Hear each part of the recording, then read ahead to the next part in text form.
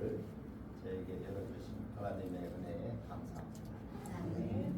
오늘 아침부터 제가 며칠 이곳에 이렇게 또 방문해 있는 동안 성경의 중요한 약속들을 함께 나누도록 하겠습니다. 성경 말씀은 이 전체가 다 우리에게 주신 하나님의 약속이죠. 이름하여 언약이라고 말합니다. 언약. 그래서 성경의 중요한 언약을 한 네 가지 이번 주 우리 같이 나누도록 하겠습니다. 오늘은 제일 첫 번째 언약으로 구원의 언약에 대해서 여러분과 말씀을 나누겠습니다. 우리 성경 잘 아시는 요한복음 3장 16절 같이 소리를 맞춰 읽어보겠습니다. 시작. 하나님이 세상을 이처럼 사랑하사 독생자를 주셨으니 이는 그를 믿는 자마다 멸망하지 않고 영생을 얻게 하려 하심이라. 우리가 성경에서 딱 한 구절만 있어도 사람이 구원을 얻을 수 있다고 하는 성경절이 요한복음 3장 16절입니다. 여러분 이 말씀을 많이 들어보셨죠? 또 대부분 다 외우시는 말씀이라고 생각합니다. 하나님이 세상을 이처럼 사랑하사 독생자를 주셨습니다. 이는 그를 믿는 자마다 멸망치 않고 영생을 얻게 하려 하십니다. 그런데 이 말씀이 어디에서 나온 말씀인가 하면은 예수님께서 이 땅에 오셔서 그 예루살렘 성전을 정결하게 하시는 일이 요한복음 2장에 나와 있습니다. 그 예루살렘 성전이 하나님께 예배하고 이 제물을 드려 죄를 씻는 그 참 귀한 공간이었는데 이것이 변질되고 타락해서 사람들이 거기서 장사를 하고 양을 사고 팔고 흥정을 하고 이문을 남기고 이런 아주 시끄러운 시장터가 됐습니다. 우리가 신앙생활하면서 하나님께 대한 경외심을 잃어버리면 이 삶은 시장터가 된다 이런 말이 있습니다. 그래서 이 예루살렘 성전이 이렇게 시장 바닥처럼 장사하는 아주 시끄러운 곳이 됐습니다.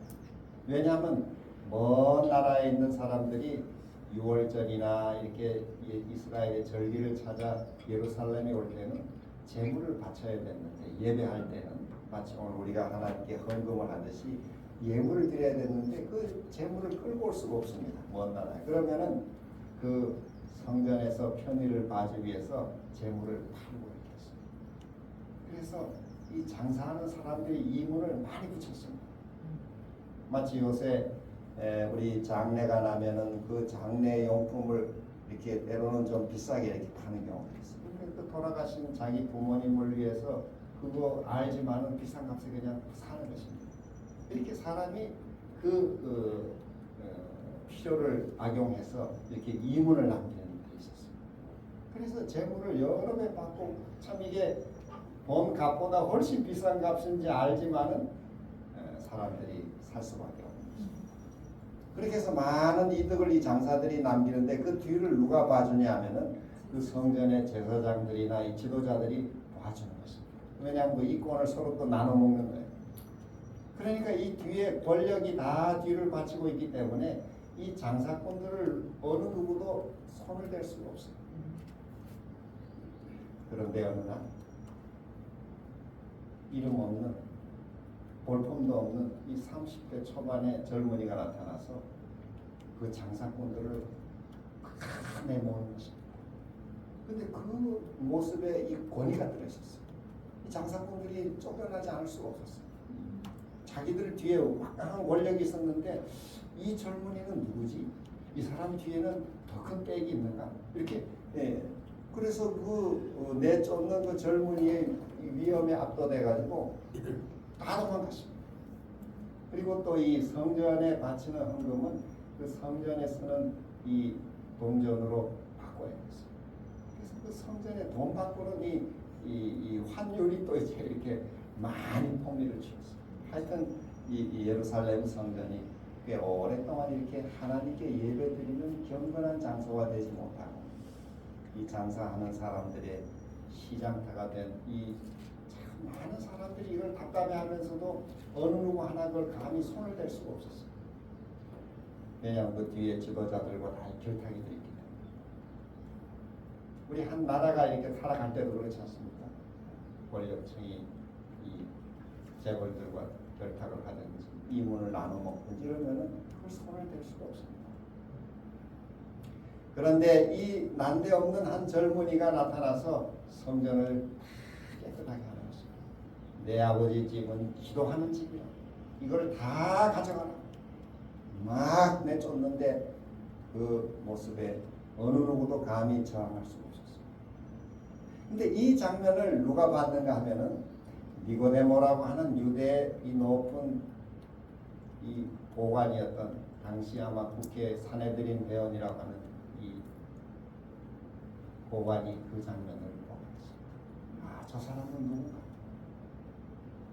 내가 이렇게 늘 갈급해하는 이 영적인 새로움을 얻을 수 있는 사람도 아니고, 그래서 그 사람을 한번 만나보고 싶었어요. 이 니고데모라고 하는 이 고관. 그래서 이 사람이 누군가 이렇게 사람을 통해 알아봤더니 그 사람의 이름이 예수라고 하는 사람이었어요. 예수. 그건 뭐 어디도 잘 드러나지 않았던 사람이었어요. 근데 그 사람 사는 집이 어딘지 좀 알아봐라 이렇게 했더니 집도 없어요. 집도 없고 저기 어디 감남산 그 기슭에서 밤에 그냥 거기서 이렇게 밤에 자고 사람들에게 말씀을 좀 가르치고 병자들을 고쳐주고 뭐 그런 사람이라는 거예요. 그래서 그 머무는 장소를 알아내서 밤에 찾아갔습니다. 이것이 요한복음 3장 1절부터 시작되는 오늘 이 말씀의 배경이죠. 니고데모라는 사람이 밤에, 이 니고데모는 인간적 나이로는 예수님보다 나이가 훨씬 많았습니다. 이 예수님은 30대 지금 초반이었고 훨씬 많은 니고데모가 밤에 이제 그 장소를 찾아가서 예수님을 만났습니다. 아마 앉아 계셨을지 모르지만 그 예수님 앞에 섰는데 왠지 그 앞에 서니까 낯선 이 마음에 좀 부끄럽기도 하고 또 뭔가 이렇게 대화를 시작하기가 좀 어색하죠. 그래서 우리 3장 1절 2절에 보면은 선생님, 당신은 하나님이 보내신 특별한 선생님 같습니다. 하나님이 함께하지 않으면 어떻게 그 예루살렘 성전을 이렇게 깨끗하게 하는 그 일을 할 수가 있습니까? 아, 제가 보니 보통 분이 아니십니다. 이렇게 좀 칭찬을 했어요. 그런데 예수님이 니고데모가 하는 처음 만남의 그 칭찬에 아무런 반응을 하지 않고 내가 진실로 너에게 이르노니 사람이 거듭나지 아니하면 하나님 나라를 볼 수 없느니라.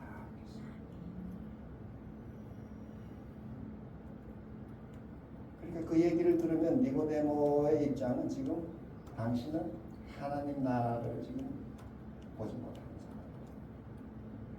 거듭나야 된다. 다시 태어나야 된다.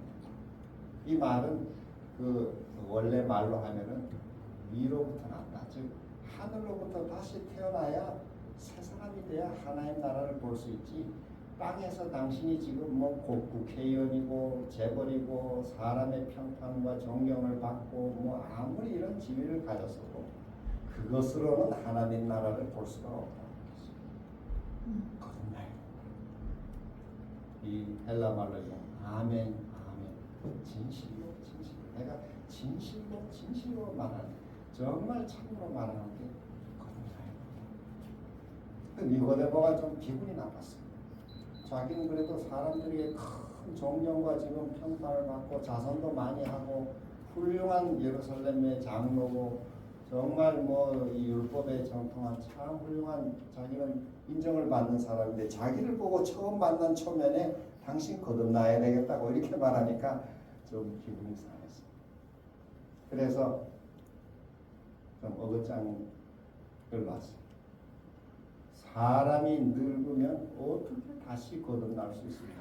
이렇게 내가 지금 50이 넘고 이렇게 나이가 많은데 어떻게 엄마 모태에 또 들어갔다가 또 태어난다는 말입니까? 그 거듭나는 게 가능한 말입니까? 이렇게 좀 빈정거리는 말을. 그 사실 니고데모도 거듭난다는 말이 무슨 말인지 알고 있었지만은 이렇게 좀 기분이 상해서 어긋장을 놓은 것이죠. 그런데 예수님이 거기에 대해서 논쟁을 안 하시고 다시 또 한 번 우리 요한복음 3장 5절에 보면 내가 진실로 진실로 네게 이르노니 사람이 물과 성령으로 나지 아니하면 하나님 나라에 들어갈 수 없느니라. 사람이 물과 성령으로 다시 나지 아니하면 하나님 나라에 들어갈 수 없느니라. 아주 단호한 말씀을 하셨어요. 니고데모가 그 말씀을 들으면서 내가 이 상태로는 하나님 나라에 들어갈 수가 없구나. 자기는 예루살렘의 아주 장로고 뭐 이 고관이고 유대 지도자고 그래서 하늘나라는 거 따놓은 줄 알았어요. 자기는 당연히 들어갈 줄 알았어요. 그런데 이 처음 만난 젊은 이 사람이 자기 보고 하나님 나라에 들어가지 못한다는 게 거듭나지 않아요. 물과 성령으로 거듭나지 않으면 하나님 나라에 들어갈 수 없다. 그래서 예수님이 참 그 당황해하는 니고데모에게 조금 더 설명하셨어요. 육으로 난 것은 육이요, 영으로 난 것은 영이요. 내가 너에게 거듭나야 하겠다는 말을 이상하게 생각하지 말라. 육은 육이요, 즉 고기는 고기요. 우리의 몸뚱아리가 육신 덩어리죠. 육은 육인 것입니다.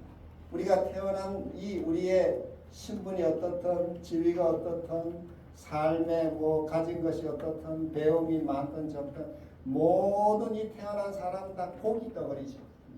육신입니다. 이 고기 덩어리는 그저 살다가 죽으면 흙으로 돌아가는 것입니다. 고기는 고기요, 육은 육이요. 그러나 성령으로 거듭나면은 그 사람은 영이라, 영적 존재가 되는 것이다. 그래야 하나님 나라에 들어갈 수 있다. 우리 세상적으로 살아가면서 우리의 출신 성분이나 현재 우리 삶의 상태나 뭐 이것이 서로 사람끼리는 우리가 비교해서 뭐 좀 더 낫고 좀 더 높고 낮고 이런 것이 있지만은 하나님의 이 관점에서 볼 때는 모두가 다 육은 육인 것입니다. 아무리 클래스가 하이 클래스라도 육은 육인 것이죠. 성령으로 거듭나지 않으면 육은 육인 것입니다. 그거는 아무런 이 영생에 들어갈 길이 없는. 그런데 예수님이 영으로 거듭나요. 물과 성령으로 거듭나면 하나님 나라에 들어간다. 그러면서 조금 더 설명을 했어요. 바람이 임의로 불지만은 이 바람이 어디서 와서 어디로 가는지 모르는 것처럼 성령으로 거듭난 사람은 그러하다 이렇게 했어요. 이게 헬라 말로 바람이라는 게 푸뉴마라는 말인데 이게 성령이라는 말과 똑같은 말입니다. 이 헬라 말로는 바람이나 성령이 같은 단어로 써 있어요. 구약에도 성령이나 바람이 루아크라는 말은 똑같은 말이에요. 그래서 이 바람하고 성령이란 말이 같은 말로 쓰였기 때문에 문맥을 봐야 바람이 임의로 불고 이렇게 하는 것처럼 성령과 바람은 좀 이렇게 그 성질이 비슷해요. 첫째 눈에 안 보이죠. 바람은 볼 수가 없어요. 마치 성령도 우리 눈에 보이지 않아요. 그러나 바람이 이렇게 나뭇잎이 흔들리는 걸 보면은 바람이 있음을 알 수가 있어요. 마찬가지로 성령이 눈에 보이진 않지만은 우리 마음을 흔들고 지나가는 이 변화들이 나타나는 것입니다.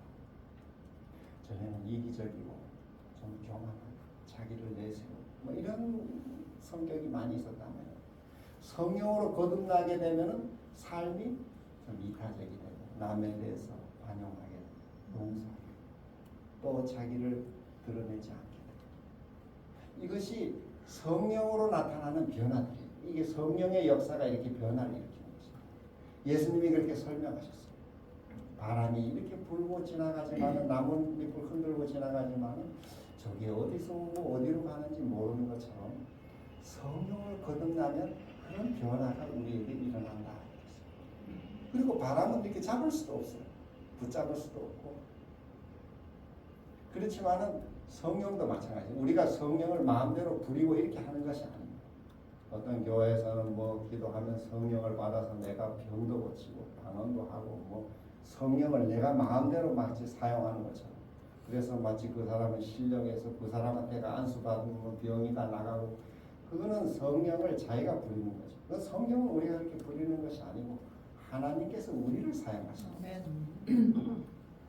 그래서 바람이 물어 불되 내가 그 소리를 들어도 어디서 오며 어디로 가는 것을 알지 못하는 것처럼 성령으로 거듭난 사람도 다 이러하니라. 니고데모는 자기는 그동안 부족한 것이 없다고 생각했어요. 다 가졌다고 생각했어요. 평판도, 지위도, 권위도, 권력도, 영향력도 뭐 다 가졌다고 생각했는데 예수님의 말씀을 듣고 보니 자기는 고깃덩어리 아무것도 아닌 것입니다. 그냥 뭐 이렇게 살다가는 소망 없이 그냥 죽고 마는 것입니다. 그래서 니고데모가 자기에게 없는 그것을 알고 싶었어요. 예수님, 사람이 어떻게 하면 다시 날 수 있습니까? 이게 오늘 우리 모두의 사실은 질문이죠. 여기 니고데모가 3장 9절에 니고데모가 대답하여 이르되 어찌 그러한 일이 있을 수 있나이까? 이렇게 물었어요. 요한복음 3장에 물은 것입니다. 어떻게 사람이 거듭날 수 있습니까? 이게 참 중요한 말씀이죠. 우리가 살아가는 동안에 세상에 살면서 우리 이 영원한 영생을 얻는 것보다 더 중요한 것이 없어요. 뭐 건강을 잃으면 모든 걸 잃는다 아니지만 뭐 모든 걸 다 우리는 잃게 돼 있어요. 건강해도 나이가 들면 결국 죽게 돼요. 또 젊어도 뭐 사고를 만나면 죽게 돼요. 그러니까 오늘 우리가 이렇게 살아가면서 다음 순간에 뭐 내일이라도 이렇게 죽음이라는 벽에 탁 부딪히면 아무도 우리를 구해낼 수가 없어요. 내가 가진 재물도 또 지식도 또 뭐 그 어떤 것도 나를 이 죽음에서 해결해 줄 수 있는 것이 없어요. 그런데 영원한 생명을 하나님이 약속하셨어요. 그것을 여기 예수님이 니고데모에게 설명해요. 니고데모에게 참 궁금했어요. 그래서 어떻게 그런 일이 있을 수 있습니까? 이렇게 물었더니 예수님이 거기에 대해서 대답을 주셨는데 이게 오늘 우리가 같이 생각하는 매우 중요한 말씀입니다. 여기 요한복음 3장 14절 15절에 이렇게 대답하셨어요. 모세가 광야에서 뱀을 든 것 같이 인자도 들려야 하리니 이는 그를 믿는 자마다 영생을 얻게 하려 하십니다. 여러분 이 장면은 예수님이 지금 니고데모와 얘기하는 그때로부터 1500년 전에 저 구약 성경 1500년 전에 모세가 이스라엘 민족을 애굽에서 나와서 가나안으로 데려가던 그때 이야기를 인용하신 것입니다. 이게 어디 나오냐면 민수기 구약의 민수기서 21장 4절로 9절에 나오는 그 말씀을 인용하셨어요. 옛날 1500년 전에 모세가 광야에서 이스라엘 민족을 데려가다가 이스라엘 민족이 하나님께 불평하고 원망하고 이렇게 했더니 그 한 200만 되는 이스라엘 백성들이 매일 이동을 했어요. 텐트를 치고 걷어가 또 가고. 그런데 그 광야가 굉장히 위험한 곳이에요. 거기에는 정갈, 그 땅속에, 그 다음에 독사, 이런 그 아주 위험한 짐승들이 많이 있었어요. 그런데 하나님이 매일 그들을 돌봐주셨어요. 낮에는 뜨거운 태양을 가리는 구름을 쫙 덮어주시고. 여러분 중동이 얼마나 덥습니까? 저도 거기 가서 한번 이렇게 맨발로 걸어보니까 5분을 걷기가 힘들어요. 이 모래가 얼마나 뜨거운지 이렇게. 굉장히 뜨거워요. 그런데 낮에는 그런데 거기는 이 습하지 않기 때문에 그늘만 있으면 시원해요. 나무 밑에 아무리 뜨거워도 그늘 나무 밑에 들어가면 시원. 그러니까 하나님이 구름으로 쫙 덮어줬어요. 200만 명. 낮에 그 뜨거운 더위에 죽지 않고. 그리고 밤에는 매우 추워요. 그때는 불기둥으로 쫙 이스라엘 진영을 다 씌워줬어요. 그리고 하나님의 돌보심 때문에 이 독사나 정갈이나 이 뱀들이 텐트에 들어오지 않았어요. 그런데 하나님께 원망하고 불평하고 하나님께 대해서 이렇게 반역적인 생각으로 막 계속 이렇게 불평했더니 하나님이 그 보호하시는 손길을 잠깐 거두셨어요. 정말 너희들이 이 하나님의 은혜 가운데 사는 것을 깨닫도록 손길을 거뒀더니 그날 밤에 이 텐트마다 불뱀들, 독사들이 막 들어와서 사람을 무는데 막 텐트마다 막 비명 소리가 들렸어요. 그 성경에는 그 뱀의 이름이 안 나오는데 그걸 불뱀이라고 나와 있어요. 성경에 불뱀. 이 불뱀이라는 말은 별명으로 붙은 거잖아요. 그 독사 독이 얼마나 센지 이렇게 물리면은 30초 안에 몸이 한 40도 이상 고여요. 그러니까 고생하다 죽어요. 그렇게 센 독을 가진 독사들이 막 들어와 무는 것입니다. 여기저기 막 다 사람들이 물렸어요. 막 비명들이 몸이 붓기 시작합니다. 그런데 저희가 평소 이렇게 살아가면서 하나님의 은혜를 감사하지 않고 이렇게 살다가 뭐 계속 원망하고 뭐 불평하고 하나님의 은혜에 감사하지 않고 살고 있을 때는 때때로 좀 하나님이 우리의 이 삶이 하나님의 은혜 속에 산다는 것을 깨닫도록 허락하실 때가 있어요. 그래서 갑자기 큰 어려움이 닥치고 막 걱정할 일을 생기고 그 사람이 그렇게 되면 어떻게 됩니까? 죽게 되면 하나님은 막 잘못했다고 막 살려달라고 하나님을 살려달라고. 여기 이스라엘 백성들도 모세한테 막 하나님께 좀 기도해달라고 우리를 좀 이 불뱀에서 좀 구원해달라고 막 외쳤어요.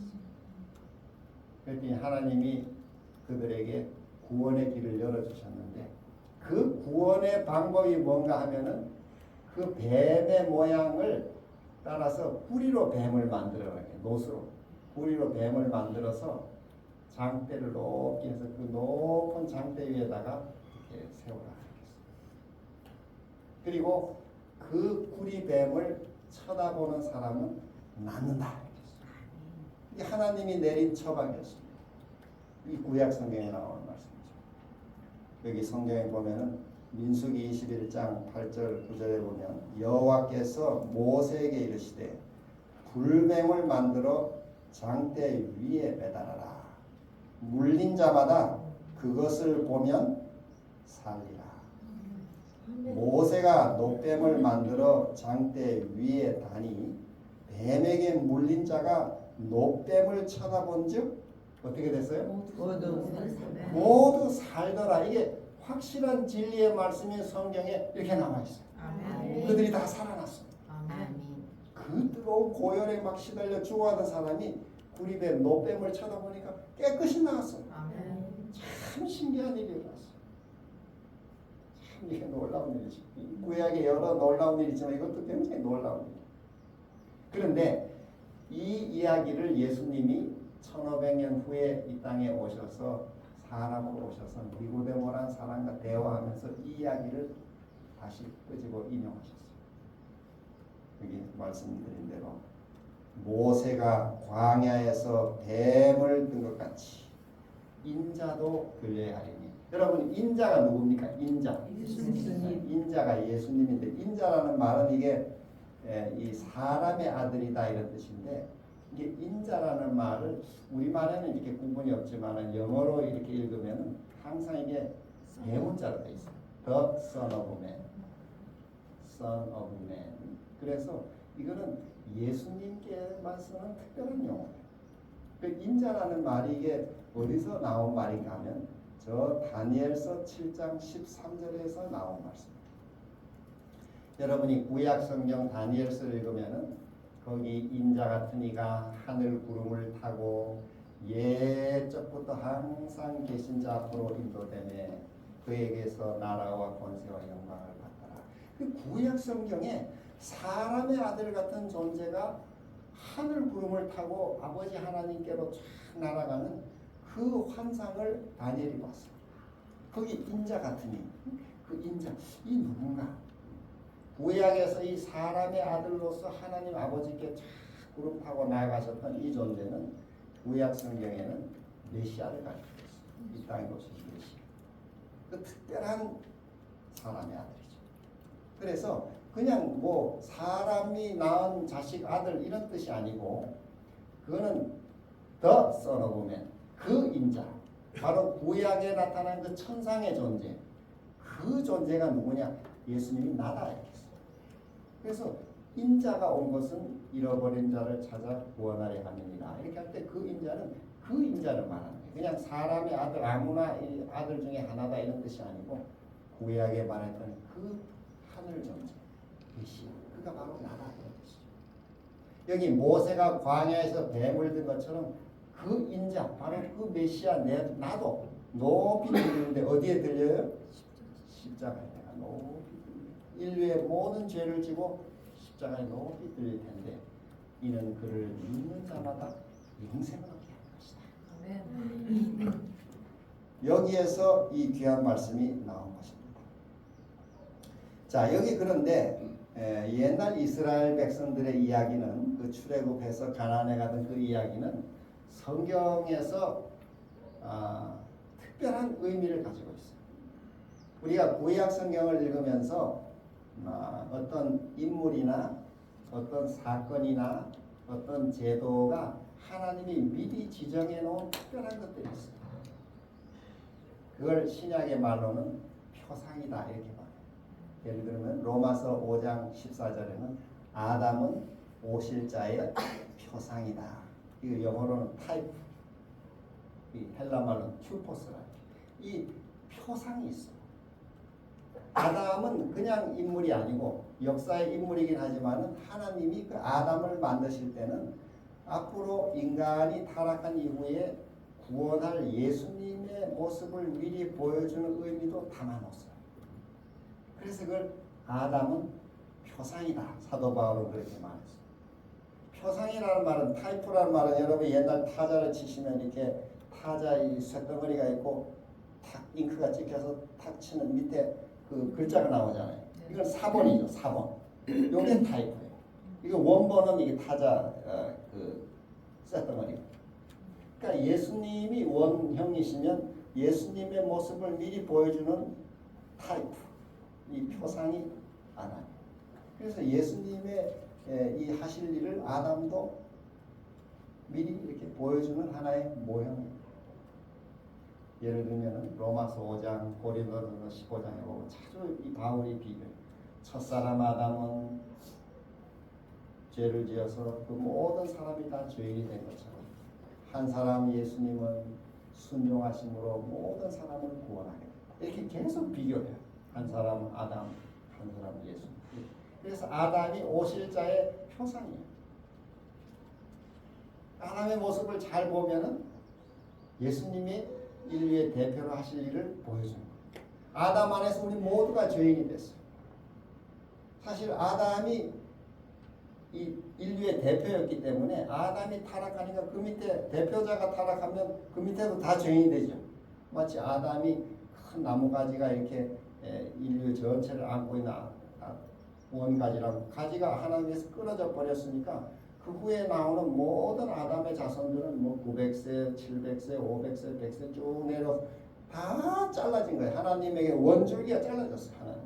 그러니까 아담 후에 모든 자손들은 다 죄인이 다 죽을 수밖에 없어요.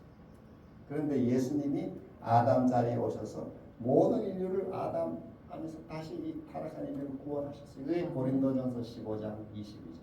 아담 안에서 모든 사람이 죽은 것 같이 그리스도 안에서 모든 사람이 삶을 얻으리라. 그래서 예수님이 인류 전체를 다 구원해 주셨어요. 그런데 전체적인 구원의 이 구원을 개인이 받아들여요. 구원. 하나님은 구원의 길을 다 마련해 놨지만 개인이 구원을 믿고 받아들이는 것이 오늘 여기 나오는 것처럼 하나님이 세상을 이처럼 사랑했어요. 독생자를 주셨습니다. 이는 그를 믿는 자마다 바로 그 믿는 이 믿음은 개인이 선택하십니다. 그래서 그걸 믿는 자에게는 영생을 주신다.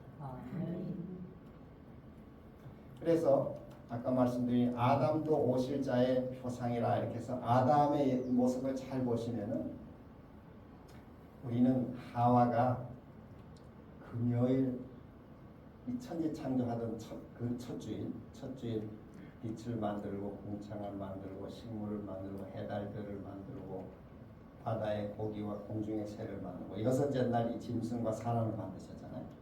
그 여섯째 날에 오후 3시에 여자가 만들어졌을 것이다 이렇게 보는 거예요. 왜 그렇게 보느냐?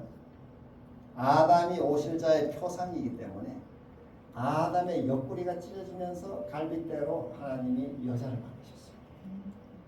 예수님이 이 땅에 오셔서 똑같이 금요일 오후 3시 십자가에 매달려서 금요일 오후 3시에 숨이 끊어지면서 이 로마 군병이 죽었나 안 죽었나 옆구리를 창으로 찔렀어요. 그랬더니 물과 피가 이렇게 분리돼서 흐르더라. 예수님의 옆구리가 찢어지면서 탄생한 것이 교회예요. 교회. 이것이 교회죠. 그래서 이 교회가 쭉 이어지는. 그래서 성경에서는 교회를 여자를 교회로 요한계시록에 보면 7 교회, 요한계시록 17장에 타락한 음녀 이게 다 타락한 교회, 하나님께 순결한 교회를 가르쳐. 그 여자가 언제 만들어졌느냐? 여기 예수님이 요한복음 19장 보면은 옆구리가 찢어지고 물과 피가 쏟아지고 교회가 탄생하던 것처럼 아마도 이렇게 표상으로 우리가 미루어 본다면 첫사람 아담의 옆구리가 찢어지고 여자가 만들어진 때가 아마도 금요일 오후 3시였을 것이다. 이렇게 표상학적으로 우리가 한번 추론하고 있습니다. 그래서 아담 하와가 둘이 처음 이렇게 정말 이 뼈 중에 뼈고 살 중에 살야와 사랑을 나누면서 처음 맞이했던 완전한 하루가 안식이었어요. 그것이 제7일 안식이었어요. 여섯째 날 완전히 만들어지고 그 다음에 full one day가 안식이었어요. 그래서 안식일은 인간에게 준 최초의 선물이죠. 완전히 하나님 안에 행복을 누리도록 한다. 이거는 죄가 들어오기 전에 벌써 만들어진 것입니다. 어떤 사람들은 안식일 교회는 뭐 유대인들이 지키는 안식일을 토요일 지키느냐 이랬는데 유대인들이 만들어지기 훨씬 전에 천지 창조 첫 주간에 벌써 하나님이 안식일을 만들었어요. 왜 만드셨는가? 우리 삶의 행복은 안식일이 삶의 목표인 것입니다. 하나님 안에서 하나님과 함께하는 이 삶의 이것이 인생의 최고 목표죠. 지금 이 세상은 무엇이 목표인가 하면은 이 아리스토텔레스의 철학에 따라서 일하는 것이 목표예요.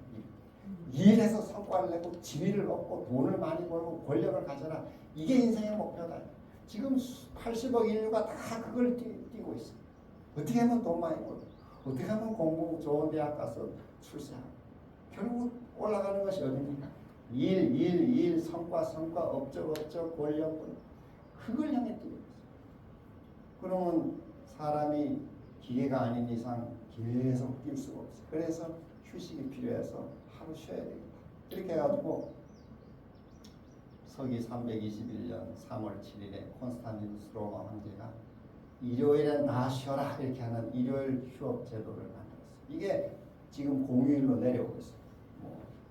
근데 옛날 스탈린 이 소련 독재 시절에 이거 일주일에 하루 쉬는 거 이거 성과 떨어진다. 열흘에 한 번 쉬고 9일 열심히 해라 이렇게 해서 이걸 바꿔버렸어요. 그래서 열흘마다 쉬게 했더니 능률이 더 떨어졌어요. 일주일에 한 번 쉬는 게 제일 능률이 좋은 거예요. 그래서 다시 일요일에 쉬긴 했습니다만은 그래서 하나님 안에서 우리가 제7일 안식을 지킨다고 하는 것은 인생의 목표가 일이 아니라 하나님과 함께하는 안식을 누리는 것이라는 이 철학이 깊이 들어있어요. 지금 세상 철학은 다 일이 목적이고 왜 잠깐 쉬느냐? 다시 일하려고. 다시 일하려고 쉬는 거예요. 이게 세상이 지금 따라가는 길이에요. 그런데 어떤 분들은 안식일을 지키면서도 정신은 일을 목표로 하는 분들이 있어요. 토요일에 내가 좀 몸 좀 쉬고 오늘 하루 좀 쉬고 그다음에 공부해야지. 또 오늘 하루 좀 쉬어 몸이 좀 피곤하고 쉬고 그다음에 직장 가서 일 잘해야지. 일을 목표로 살면은 토요일은 지키지만 그 원래 하나님 목적했던 의미를 우리가 좀 잃어버리고 이 세상 철학을 따라 사는 거죠. 우리는 다른 날을 하나님이 정해준 그 원래 축복의 날을 바로 지킬 뿐 아니라 원래 의도하셨던 목표를 바로 가져야 돼요. 우리가 살아가는 삶은 엿새는 열심히 일하도록 해서 일하지만은 일이 인생의 목표가 아니고 하나님과 함께하는 안식에 들어가는 것이 삶의 목표. 이게 매일매일 삶에 우리가 살아가는 거죠. 그래서 매일 우리 아침마다 이렇게 예배하고 또 개인적으로 여러분이 기도하시고 묵상하시는 이런 시간은 그게 안식일 경험입니다. 안식일. 그리고 제7일 우리 토요일 지금 요일로 토요일 이 하루는 완전히 24시간을 하나님과 함께하는 건 축복의 행복의 날로 누리도록 주십니다. 그걸 잘 누리면 사람은 행복하다고 했어요. 자, 이처럼 이 아담도 표상이고 또 방금 말씀드린 출애굽 사건도 표상이에요. 고린도전서 10장 5절 6절에 보면 저희에게 당한 일은 우리에게 거울이 되어 하는데 이 거울이라는 말이 헬라 말로 튜포스라고 해요. 타입, 표상. 그래서 출애굽의 그 모든 역사 이야기는 우리가 죄 세상에서 구원받는 하나님 나라 가는 이야기를 자세하게 보여주는 것입니다. 애굽은 성경에 뭐라 그러는가? 애굽은 요한계시록 11장에 애굽은 이 죄 세상을 가리켜요. 그리고 이 죄 세상을 지배했던 바로 왕은 사탄을 가리키죠. 이 애굽에서 꽉 이스라엘을 붙잡고 안내 보내주던 이 바로 왕은 죄 세상에 우리가 죄에 꽉 잡혀서 이 절대 안 놓아줍니다. 마귀. 예수님의 이 십자가의 보혈의 은혜가 없이는 이 속박에서 풀려날 수가 없어요. 그런데 6월절 어린 양의 피를 다 바르니 죽음의 천사가 넘어가고 애굽에서 구원받는 거죠. 이 구원의 이야기가 성경의 이야기죠. 자, 그래서 아까 뱀을 여기 있던데 뱀은 성경에서 뭘 가리키는가 하면 요한계시록 20장에 보면 용을 잡으니 곧 예 뱀이요 마귀요 사탄이라 하고 있어요. 여러분 성경에서 뱀은 마귀를 가리킵니다. 사탄을. 그러면 이 구리뱀은 도대체 왜 이 예수님을 가리킨다고 할까요? 뱀은 이게 사탄을 가리킨다고 하면 구리뱀은 어떻게 예수님을 가리킬 수 있습니까? 예수님이 마귀가 됐다고 이런 뜻이 아니고 예수님이 뱀의 모양은 쓰고 왔지만은 그 속에 독이 없었던 이 구리뱀. 이 구리뱀은 사실 독을 가진 독사가 아니죠. 모형만 뱀의 모습이죠. 그래서 죄가 없지만은 죄인의 모습을 하고 오셔서 우리를 구원하신 예수님을 가리키고 있어요. 여러분 여기 성경에도 보면은 우리 모든 인류가 다 죄 아래 죽었어요. 여러분과 저는 마치 옛날 이스라엘 백성이 다 뱀에게 물린 것처럼 이 80억 인류는 지금 뱀에게 다 물렸어요. 무슨 뱀에게? 마귀라고 하는 이 사탄의 뱀에게 다 물렸어요. 여러분과 저는 사실 뱀에게 다 물린 사람들이에요. 우리 마음에 때로는 저도 그렇지만 이 마음속에 분노, 미움, 욕심, 교만 이게 다 뭐예요? 이게 뱀의 독입니다. 사탄의 독이죠. 우리 마음속에 그런 죄의 독이 흐르고 있어요. 어떤 때 저도 이걸 고치고 싶고 이걸 버리고 싶지만 자기 힘으로 이 죄의 본성을 고칠 수가 없어요. 이 뱀의 독을 자기 힘으로는 치료할 수가 없어요. 옛날 이스라엘에서. 그런데 하나님이 예수님이 치료법을 가르쳐 주셨는데 그게 뭐냐면 구리뱀, 노뱀을 쳐다보면 치료된다는 거예요. 그래서 옛날 이스라엘 백성들은 노뱀을 장대에 높이 달린 노뱀을 쳐다봤더니 나아버렸어요. 그 뱀의 독에서 완전히 나았어요. 여러분도 이 죄의 독, 즉 이 마귀의 이 죄의 독에서 치료받기를 원하십니까? 네. 그 받는 중요한 비결이 뭐냐면 노뱀을 쳐다보는 십자가에 높이 들으신 예수 그리스도를 쳐다보는. 우리 모든 사람은 이 다윗이 이런 고백을 했습니다. 내가 죄악 중에서 출생하였으며 어머니가 죄 중에서 나를 잉태하였나이다. 여러분과 저는 다 죄 아래 태어났어요. 아까 말씀드린 아담 안에서 모든 인류가 죄인이 있어요. 그래서 우리 모든 인류는 한 사람도 예외 없이 아담 안에서 다 죄의 본성을 유전적으로 물려받습니다. 한 사람도 예외 없이 모든 사람은 이 죄의 본성을 유전적으로 물려받고 있습니다. 어린 1살 배기 어린 아이도 욕심을 냅니까 안 냅니까? 네. 냅니다. 욕심 내. 자기 장난감 옆에 아이가 건들면 막 목까지 그 어린애에게 부모가 그 가르쳐 준 게 아니거든요. 이 본능적인 이 욕심이 있어요. 이기심이 있어요. 우리 사람의 마음에 이 죄된 유전이 있어요. 이거를 우리 힘으로 치료할 수가 없어요. 근데 치료할 수 있는 길이 오늘인데 니고데모에게 줬던 바로 그 치료.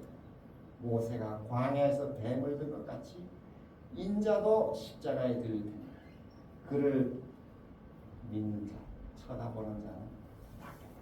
그 아멘. 죄의 본성을 치료할 수 있다. 아멘. 놀라운. 모든 사람이 죄를 범하였음에 하나님의 영광에 이르지 못하였더니 죄의 삭은 사망. 그래서 우리 이 땅에 사는 누구도 이 죄의 이 세력에서 스스로는 구원할 수 없어요. 뭐 종교, 과학, 철학, 의학 어떤 힘으로도 사람을 구원할 수 없어요. 그런데 이걸 딱 구원할 수 있는 한 가지 길이 뭐냐면 모세가 뿌리뱀을 높이 들었던 것처럼 우리 인류를 구원하기 위해서 사람이 되어 오신 예수님이 십자가에 높이 들리셔서 우리의 모든 죄 자체를 가져가셨어요. 예수님이 죄 자체가 되셨다는 것이죠. 우리 고린도후서 5장 21절 한번 같이 읽어보십시다. 시작. 하나님이 죄를 알지도 못하신 우리를 대신하여 죄로 삼으신 것은 우리로 하여금 그 안에서 하나님의 의가 되게 하셨습니다. 어떤 분이 이렇게 그림을 그렸어요. 예수님의 모습이 십자가에 매달려 있는데 그 예수님의 이 모습이 보시면 여기 뭐 영어로 돼 교만, 뭐 남에 대한 허물감, 이 세교, 뭐 살인, 불평, 뭐 이런 많은 두려움, 이 많은 죄가 우리 삶에 이 자체가 예수님이 이걸 다 가져가셨어요. 그래서 죄를 알지도 못하신 예수님이 죄 자체가 되셨어요. 우리 모든 죄를 대속하셨어요. 그리고 죄의 값인 사망을 그가 대신 치르시면서 그를 믿는 자에게 영생을 주시는 이 놀라운 대속을 이루신 것입니다.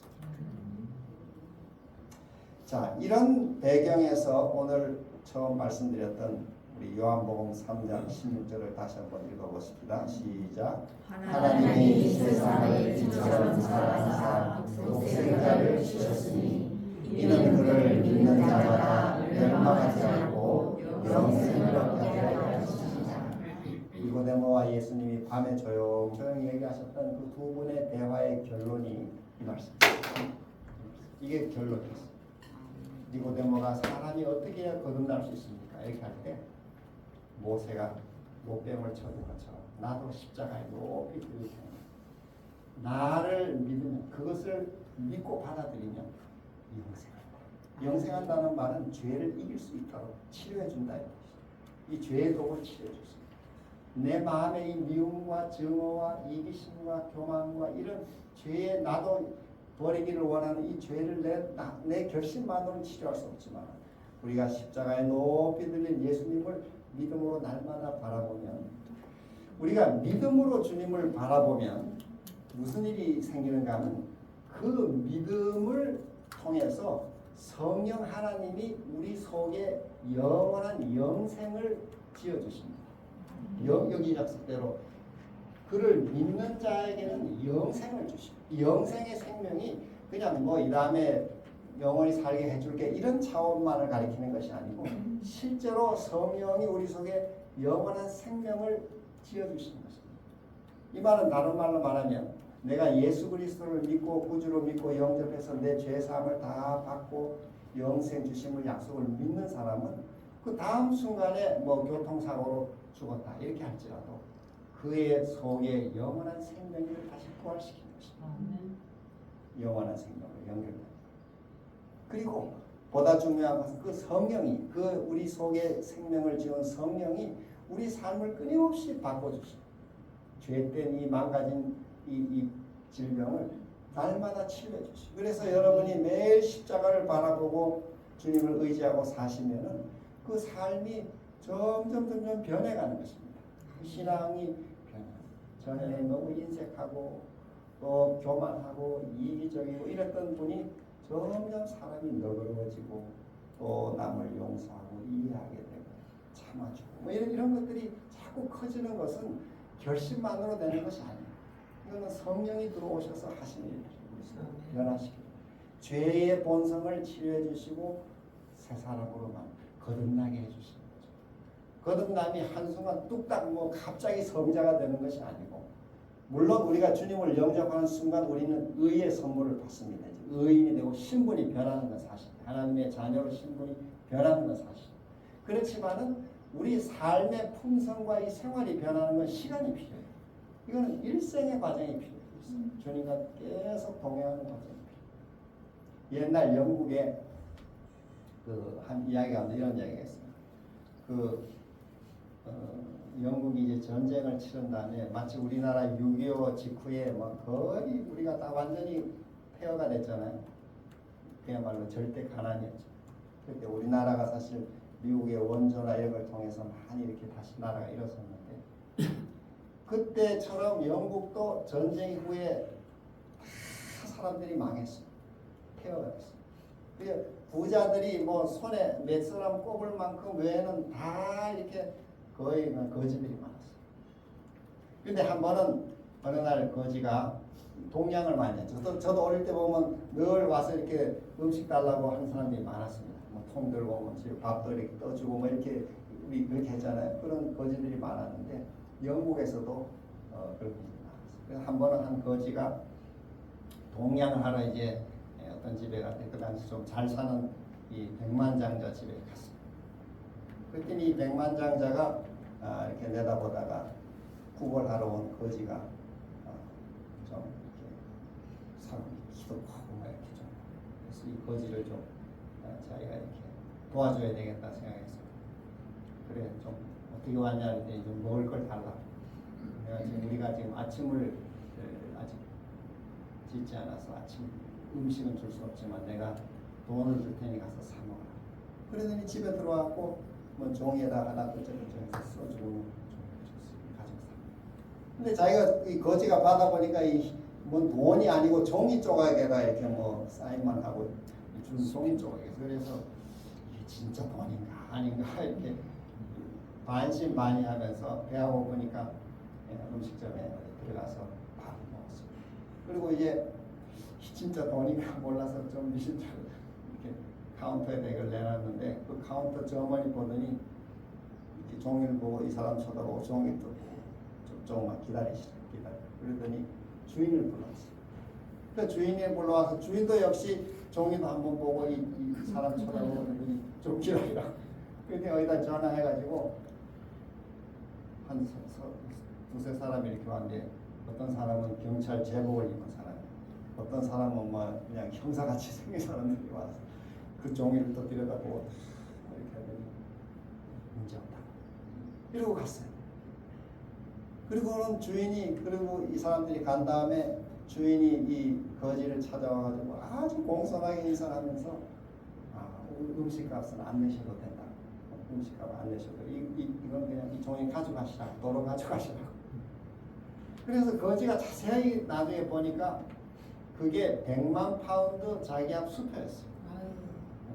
근데 그 당시 100만 파운드를 가진 사람이 뭐 몇 명 안 됐기 때문에 그 사인이 진짜 이게 사인인지 아니면 누가 가짜로 하는지 이걸 이제 확인하느라고 은행 그 직원도 불러오고 경찰도 불러오고 이렇게 해서 다 확인했는데 은행서 와서 보면 이게 그 사람 사인이 맞았어요. 그러니까 거지가 이 음식점 주인이 그 다음에 어떻게 생각했냐면은 거지가 아마 이 백만장자가 변장을 하고 좀 장난을 하려고 이렇게 거지 행세를 하고 우리 집에 왔구나 이렇게 생각하고는 아주 공손하게 바로 가져갔지. 그런데 사실은 이 백만장자의 이 이제 100만 파운드의 돈을 거슬러 줄 돈이 이 음식점 주인은 없었어요. 왜냐하면 자기 재산을 다 팔아도 5만 파운드가 안 되는 것입니다. 근데 100만 파운드를 뭘로 거슬러 줘요? 그걸 얻을 수가 없어요. 그러니까 그냥 가져가라 할 수가 없어요. 이런 해프닝이 그날 여러 번 벌어졌어요. 양복점에 가서 이 사람이 양복을 쫙 깨끗하게 입었거든요. 사 입었는데 그 사람도 역시 이걸 내밀었더니 똑같은 과정을 거쳐가지고 또 가져가시는 거예요. 그래서 이 거지가 하루 종일 식사 잘하고 옷도 깨끗하게 이제 이렇게 입고 너무 고마워서 아침에 그걸 준 주인집을 찾아가서 주인 선생님, 내가 오늘 하루 정말 잘 먹고 이렇게 잘 입고 너무 감사하다고 이 돌려준다고 이렇게 했더니 주인이 내가 이거 당신에게 아예 준 거라 잘 살아보라 이렇게 해서 그 사람이 그날로 백만장자가 됐습니다. 그런데 중요한 거는 백만장자가 됐지만은 그 거지 습관이 하루아침에 딱 고쳐져요? 안 고쳐져요? 안 고쳐져요. 그래서 어디 가다가 빵이 떨어진 거 있으면 막 얼른 또 주워가지고 먹으려고 하다가 자기가 보니까 내가 이제 양복도 이렇게 백만장자인데 내가 이렇게 살면 되겠나 그렇게 하고 자기 생활을 또 고치고 이렇게 해서 백만장자의 신분은 순간에 바뀌지만은 그 변화의 과정은 시간이 필요한 것이다. 내가 하나님의 자녀구나. 영원한 영생을 얻은 하나님의 자녀. 성령이 나와 함께 하시는 이걸 늘 기억하고 때로 또 넘어지고 실수하고 할지라도 다시 하나님의 은혜를 힘입어서 또 일어서고 전진하고 우리 잠언의 말씀처럼 의인이 7번 넘어져도 다시 일어난다 하는 말씀처럼 계속 우리가 이렇게 믿음 안에서 자라는 것입니다. 오늘 아침 우리에게 주신 이 구원의 성 하나님이 세상을 이처럼 사랑하사 독생자를 주셨습니다. 이는 그를 믿는 자마다 이 믿는 자마다는 십자가에 높이 들린 주님을 쳐다보는 자마다 하고 같은 것입니다. 여러분이 마음으로 날 위해 이 땅에 오시고 내 죄를 모든 죄를 갚아 십자가에서 배속하신 그 예수님을 나의 구주로 믿고 영접하게 되면